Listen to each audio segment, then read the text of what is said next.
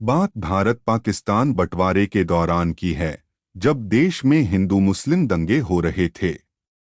तब बापू दंगे शांत कराने को बंगाल गए थे। वहां पर आक्रोशित मुसलमान भाइयों को जब गांधी जी समझाने का प्रयास कर रहे थे, तो एक मुसलमान ने गांधी जी के मुंह पर थूक दिया।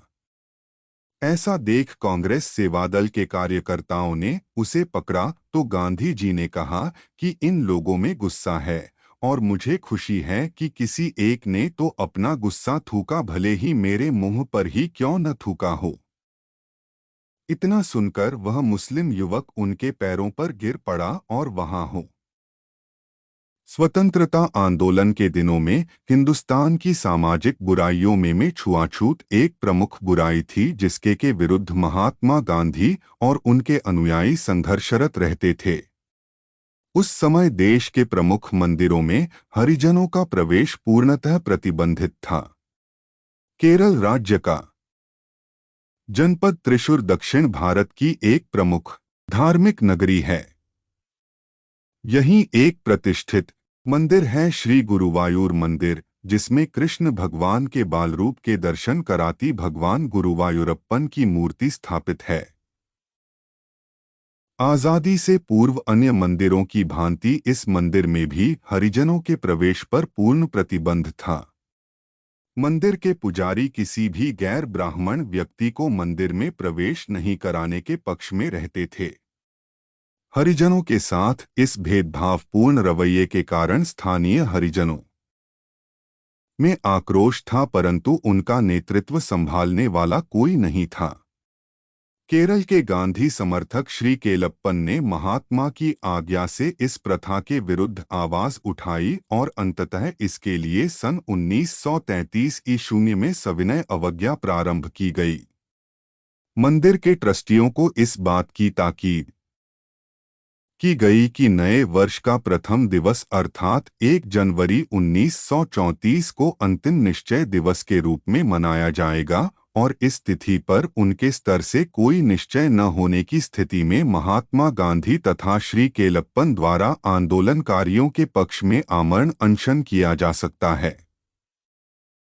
महात्मा गांधी का यह प्रयोग अत्यंत संतोषजनक तथा शिक्षाप्रद रहा। उनके द्वारा दी गई अनशन की धमकी का उत्साहजनक असर हुआ और श्री गुरुवायूर मंदिर के ट्रस्टियों की ओर से बैठक बुलाकर मंदिर के उपासकों की राय भी प्राप्त की गई। बैठक में 77% उपासकों के द्वारा दिए गए बहुमत के आधार पर मंदिर में हरिजनों के प्रवेश को स्वीकृति दे दी गई और इस प्रकार 1 जनवरी 1934 से केरल के श्री गुरुवायूर मंदिर में किए गए निश्चय दिवस की सफलता के रूप में हरिजनों के प्रवेश को सैद्धांतिक स्वीकृति मिल गई। गुरुवायूर मंदिर, जिसमें आज भी गैर हिंदुओं का प्रवेश वर्जित है, तथापि कई धर्मों को मानने वाले भगवान गुरुवायूरप्पन के परम भक्त हैं। इस प्रकार महात्मा गांधी की प्रेरणा से जनवरी माह के प्रथम दिवस को निश्चय दिवस के रूप में मनाया गया और किए गए निश्चय अवश्य करते हैं। 1926 की बात है। गांधी जी दक्षिण भारत की यात्रा पर थे। उनके साथ अन्य सहयोगियों के अलावा काका साहेब कालेलकर भी थे। वे सुदूर दक्षिण में नागरकोइल पहुंचे। वहां से कन्याकुमारी काफी पास है। इस दौरे के पहले के किसी दौरे में गांधी जी कन्याकुमारी हो आए थे।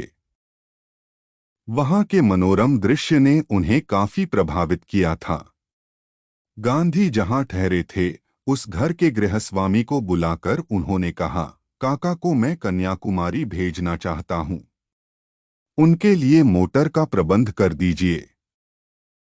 कुछ देर के बाद उन्होंने देखा कि काका साहेब अभी तक घर में ही बैठे हैं, तो उन्होंने गृहस्वामी को बुलाया और पूछा, काका के जाने का प्रबंध हुआ या नहीं। किसी को काम सौंपने के बाद उसके बारे में दरियाफ्त करते रहना बापू की आदत में शुमार नहीं था। फिर भी उन्होंने ऐसा किया।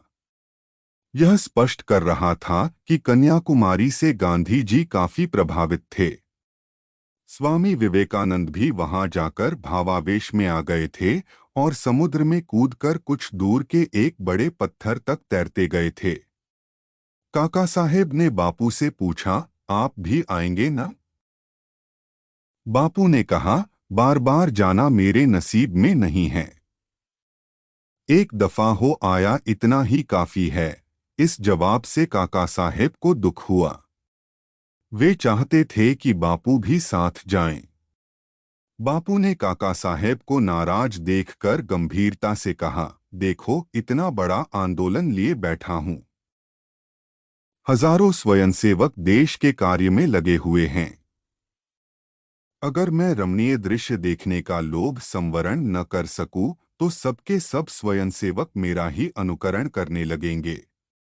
अब हिसाब लगाओ कि इस तरह कितने लोगों की सेवा से देश वंचित होगा। मेरे लिए संयम रखना ही अच्छा है। रात बहुत काली थी और मोहन डरा हुआ था। हमेशा से ही उसे भूतों से डर लगता था। वह जब भी अंधेरे में अकेला होता उसे लगता कि कोई भूत आसपास है और कभी भी उस पे झपट पड़ेगा। और आज तो इतना अंधेरा था कि कुछ भी स्पष्ट नहीं दिख रहा था। ऐसे में मोहन को एक कमरे से दूसरे कमरे में जाना था। वह हिम्मत करके कमरे से निकला, पर उसका दिल जोर जोर से धड़कने लगा और चेहरे पर डर के भाव आ गए। घर में काम करने वाली रंभा वहीं दरवाजे पर खड़ी यह सब देख रही थी।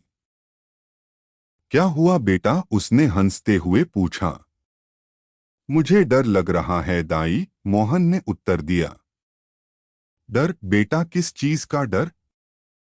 देखिए कितना अंधेरा है। मुझे भूतों से डर लग रहा है, मोहन सहमते हुए बोला।